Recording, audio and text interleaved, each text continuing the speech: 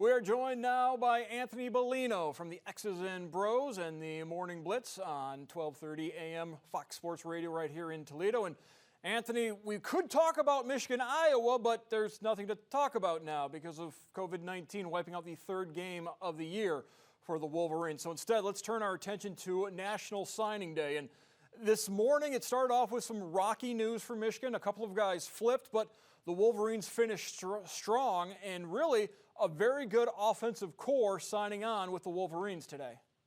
Yeah, I think when you look at Michigan, you look at what they were able to do in signing day. A lot of questions here. First off, Mark, it's been a very difficult season for this team with only 2 victories, so that's going to raise some eyebrows. You had a lot of recruits on campus for the Wisconsin game, which Wisconsin rolled. That was kind of alarming. You know, when you had not necessarily the greatest performance ever. You have Jim Harbaugh and his contract situation, the conversation that's been pretty well documented at this point with Ward Manuel that they have yet to have now. So there's a lot of questions kind of surrounding exactly what this class was going to do, who is actually going to commit to the upcoming class, and then who is going to kind of flee, if you will, to maybe greener pastures. But Michigan still did pretty well overall. 24/7 Sports seems to be maybe, I guess, the consensus to for people like us to kind of lean on to see where these recruiting rankings kind of stack up. No real surprised to see Ohio State in the one spot there with the 21 commitments that they have. 5 of them were 5 stars, 13 of them were 4 stars. I mean, this is an Ohio State Buckeyes program that with 310.39 points on the recruiting scale for 24/7 Sports,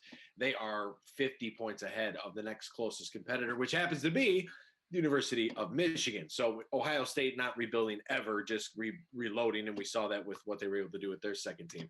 Michigan, on the other hand, there were some big questions about J.J. McCarthy. First off, a kid from Illinois who went down to IMG Academy in Bradenton, Florida, and decided, you know what, I'm doing really well here in Illinois as a high schooler, but now it's time to really kind of test the waters. He was fantastic this season, finished up, I believe, 8-win season, 8-0.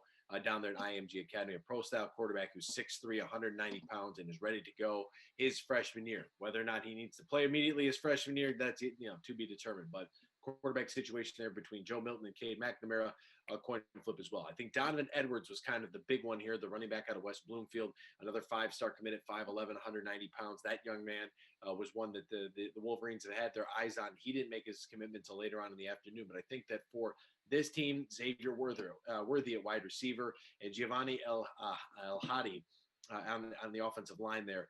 Those 4 guys, 4 really key integral pieces to what the Michigan Wolverines want to do on offense. They got to continue to get faster. They have to beef up the offensive line. They have to continue to find some wide receiving talent, which they did in Xavier Worthy, who's 6 feet 1 inch tall, which is great. And they have to improve in the quarterback room as well. I think they got that with J.J. McCarthy. So throughout all of the tumultuous, I guess, happenings around Michigan football this year, and we had that question about how all of this was going to affect recruiting, Michigan still came in, according to 24/7 Sports, with the 2nd-ranked class in the conference and the 10th best class in the country. Those are key. And I'm not real big on recruiting, Mark. I'm going to be real honest with you right now. And I'm not, because I feel like a lot of times we're feeding young people a little bit too much. We're selling them, we're overselling and under-delivering, right? There's only a handful of kids out there that are really that elite talent that step onto a college campus that are able to even compete for a job their freshman year because they're just physically not developed enough yet. And we build them up, and then they get to campus and it's like, okay, well, everybody here is good. And plus there's somebody in front of me who's 22, 23 years old. That's a big age gap there.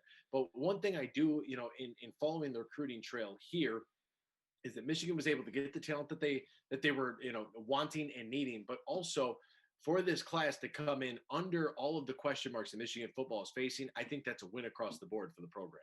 You make an interesting point, because I know that there are some programs we'll talk about de-recruitment, that once the kids have signed and kind of the strength and conditioning staff takes over, then they have to almost break them down to build them back up to kind of get rid of some of maybe the entitlement to get them ready to play for college football. Looking at this class, do you read much into the fact that it's a very strong offensive class, and maybe that's going to portend to some changes on the defensive coaching staff, and maybe that's why they didn't necessarily sign some of the defensive help they might need?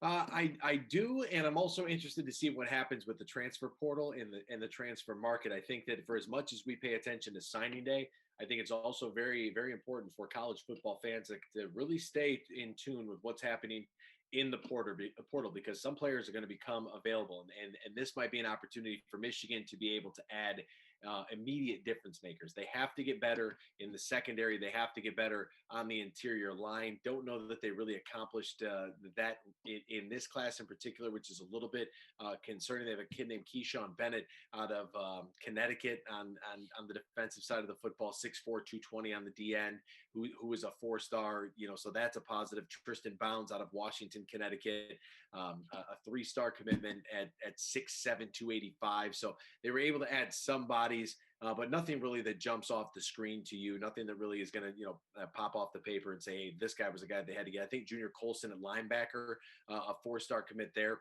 That was a good pickup. But as far as addressing the secondary, that's really tough for a freshman to make an impact anyway. So I think that as we look at, maybe some changes that need to happen on the defensive side of the football from a staffing perspective could have definitely affected the recruitment. I also, Mark, look, I know I might be biased because we're here in Toledo, right? I'm from Michigan originally, but the two areas and the two states that I think Michigan needs to dial back into are the state of Michigan and, more importantly, the state of Ohio. Only one recruit coming in from the state of Ohio. That to me is concerning because I think that a lot of times people forget that Ohio is one of the top 5 states in the entire country when it comes to producing high school football talent, because high school football here in Ohio is just different. I came from Michigan, right? I understand. I see what high school football is there. It's different down here. The level of importance, the level of commitment, not only by the coaching staffs, by the parents, by the players, but from a community aspect, football here in Ohio is more important than it is other places. So I would like to see them kind of steer away from the Connecticut, the Northeast region. And that's a Don Brown footprint right there. He loves the Northeast. Get me out of there, Mark. I want to go right back here to the Midwest. I want Pennsylvania, Illinois, and most importantly, Michigan and Ohio. Michigan Wolverines have 3 Heisman Trophy winners in their history. 2 of them, Desmond Howard and Charles Woodson, are from Ohio. And when Jim Harbaugh was asked specifically about that point earlier this week, he said, yes, Ohio's a priority. It's an emphasis, but we haven't seen it in the signing classes the last couple of years. Let's talk a little bit about Jim Harbaugh. The next pressing question for Michigan is trying to settle the contract situation, get a coach in place, whether that's Jim Harbaugh, whether they make a change. There has been discussion about an extension. I know some people are looking at this and saying, why would Jim Harbaugh take less money? Why would Jim Harbaugh renegotiate? Why would Jim Harbaugh do this? The one thing I've figured out about Jim Harbaugh over the last decade or so, you can't figure him out. If there's anybody who's going to zig when he's supposed to zag, it's Jim Harbaugh. Well, I think part of it is, too, I think we all need to be very, very aware of what's happening on a national level, not only with college athletics, but budgets across the board have been, because of COVID-19, have been absolutely destroyed. The economy has taken a big boom, a big hit, I should say, and hasn't boomed maybe as much as what the NASDAQ might lead you to believe, because you're like, oh, the market's up. Like, how's everything else? Small business took a hit. College athletic departments got scalped when it came to exactly how much money is going to be available. I think that Jim Harbaugh is aware of that. I think that he actually does care about the University of Michigan, his ties to the University of Michigan, and what his legacy means to the University of Michigan. So if that means they have to redo the entire athletic department's budget, and that budget's not that deficit that they hit this year, that's not going to be made up in like over the course of a year. Like, it's going to take time to be able to rebound from the amount of money that was lost over the last calendar year because of COVID-19. So I think that for Jim Harbaugh and Ward Manuel, when they go back to the drawing board and the discussion, Jim Harbaugh told Brad Galley of Channel 7 WXYZ in Detroit, I want to be the coach of Michigan. That's what I want to do. I think that Ward Manuel understands that, respects that. I think that there will be changes made from a staffing perspective, but the longer this goes on, the more that I believe that Jim Harbaugh will be the head coach and remain the head coach here at the University of Michigan and sign that extension. And then I also believe that he will take more money, not only because the athletic department's going to call for it, 1, 2, the performance of the football team. The product on the field has not been a good product at all. Certainly isn't worth more than $5 million a season. That definitely isn't worth more than $8 million. You'd be crazy. Hey, you could hand me $8 million, Mark. I'd be happy to make somebody's product look nice. But I also think that for Jim Harbaugh, he understands what the university is facing. He's got money in the bank. Like, let's not get it twisted. He's just fine when it comes to personal finance. And I think that he's willing to work with the department on that. And I think that that's actually a good sign for the athletic department. I did see a graphic that came out that I want to bring up. And it was the 5 years at the university between Dabo Swinney and Jim Harbaugh. Both were 0-5 against their rival. Both had 47 wins. The graphic may have conveniently left out some divisional success and maybe a conference championship as well. But I know that it hasn't lived up to the expectation, and I think you can call the Harbaugh experience to this point a failure because it hasn't met the expectation. But maybe the fan base needs to alter their expectation a little bit, because it's not Ohio State, but it's got to get to that level where it can be competitive with Ohio State. And I think that's the fan base is most looking forward to in the coming years with Michigan. Well, and I think that's one of the problematic things about comparing Ohio State and Michigan right now is the fact that Michigan, they're a decent program, but Ohio State is at a historic level that Ohio State has never been at before, a level of sustained success that it makes it a little more difficult for Michigan to compare themselves to Ohio State under the current climate.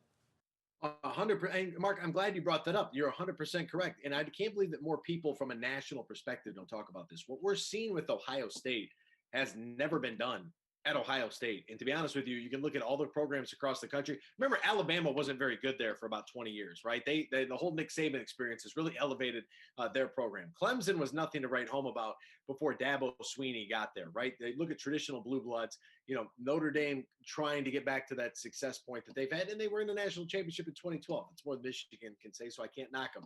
USC, Texas, Oklahoma, like some of these blue blood programs, Ohio State is in a point right now in their program's history that they have never touched before. And I'm not saying that to knock Ohio State. I'm saying to acknowledge the success that they have had. They went Jim Tressel, Urban Meyer, Luke Fickell for a season. That was cute. Ryan Day. Like, they have had incredible amounts of success. And they've done the right thing by having a great AD in Gene Smith. They've hired the right head coaches outside of Luke Fickell, which I still believe is the best Ohio State coach in the history of the program, but that's neither here nor there. But they've done it all well, and they've done it at a pace and a rate that is, I don't know how much longer this is sustainable, but it's impressive. It's incredible to watch. And it makes you wish that your team had that kind of success. That's the level of success that Ohio State is having. Go back in the program history. They've never been this good. They've been great before, but they've never been this good. And it's historic. Thanks again, Anthony Bellino. Of course, you can hear him every morning on Fox Radio here in Toledo, and it is part of the X's and Bros network as well. Anthony, thank you.